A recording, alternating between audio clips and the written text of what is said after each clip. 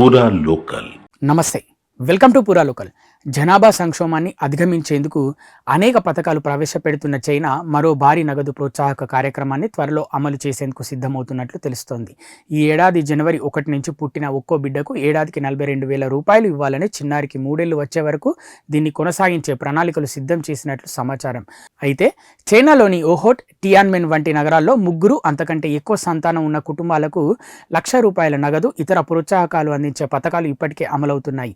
ఒకే బిడ్డ విధానాన్ని అనేక దశాబ్దాల పాటు అమలు చేసిన చైనా 2016 జనవరి 1తో దానికి స్వస్తి పలికింది.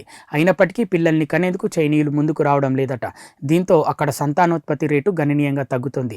వివాహాల రేట్లు కూడా రికార్డు స్థాయిలో పడిపోవడంతో రానున్న రోజుల్లోనూ జనాభా సంఖ్య పెరగడం కష్టంగానే కనిపిస్తుంది. వీటిని పరిగణలోకి తీసుకున్న చైనా ప్రభుత్వం ఈ సంక్షోభం నుంచి గట్టెక్కేందుకు అనేక చర్యలు చేపడుతోంది. సంతానోత్పత్తిపై దృష్టి పెట్టిన చైనాలోని పలు స్థానిక ప్రభుత్వాలు దంపతులకు నగదు, గృహవసతి వంటి అనేక ప్రోత్సాహకాలు అందిస్తున్నాయి. ఇన్నర్ మంగోలియాలోని హోహోట్ నగరం తొలి సంతానానికి 10,000 యువాన్ల నగదు ఇచ్చే పథకాన్ని అమలు చేస్తోంది. రెండో బిడ్డకు 50,000 యువాన్లు అంటే ఏడాదికి 10,000 చొప్పున 5 ఏళ్లు, మూడో బిడ్డకు 1,00,000 యువాన్లు అంటే ఏడాదికి 10,000 చొప్పున 10 ఏళ్లు నగదు అందిస్తోంది. అదనంగా మెడికల్ ఇన్సూరెన్స్, ఫ్రీ హెల్త్ చెకప్తో పాటు ఏడాది పాటు ఉచితంగా ఓ కప్పు పాలు కూడా అందించే కార్యక్రమాన్ని ఈ ఏడాది మార్చి 1 నుంచి అమలు చేస్తుంది.